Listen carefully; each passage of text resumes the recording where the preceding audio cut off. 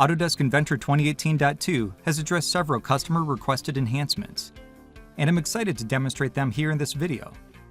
Starting with the Measure command, earlier this year we introduced the Measure tool with one button for all types and utilized the panel for a great new interface and experience. In this release, we have additional capabilities for accumulated measure. Select values from within the panel to determine the total length or area for selected objects.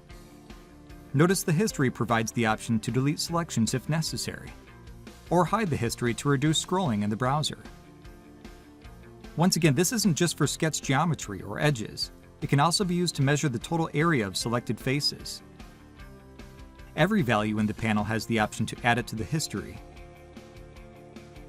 As usual, the dual unit column is customizable and can be turned on and off as needed. Have you ever had a sketch change shape when adding the first dimension? This can happen when the sketch is initially made too large or too small. Now check the box to scale the sketch on the initial dimension, ensuring the geometry maintains its original shape. No more dragging sketch entities around only to get back to where you started. And speaking of sketches, sometimes they are needed to refer to when creating other features in the design. Now show existing sketches by selecting the face of a feature. There is an option to toggle the visibility of a sketch on and off in the 2D Sketch Mini toolbar. Let's take a look at enhancements made to assemblies. Ground and Root now opens a dialog and presents separate options to users who don't want to do all three. In this case, we chose the body of the BAC Mono, grounded at the origin, reposition it to the top of the browser, and create flush constraints. Autodesk Inventor does a great job enabling users to create, view, and edit constraints in assemblies. And we realize there are times when even suppressed constraints need to be edited. Not a problem in Inventor 2018.2. Change any suppressed constraint to apply a distance or even change the type of constraint from flush to an angle. Chamfers have been available as assembly features in previous releases.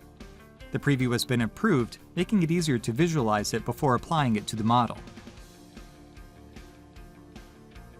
For many designers, the Content Center creates a significant portion of the components needed for their design, and the search tool is paramount to efficiently finding the correct part number.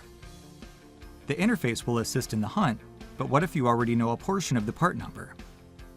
Use the drop-down to look for members. Type in what you know and find the member immediately. Get the parts you need faster than ever. Moving on to drawings, hatch patterns are sometimes needed even outside of section views. There has always been the ability to create them. Now Inventor 2018.2 enables multi-selection to add and edit hatch patterns on closed-loop sketches.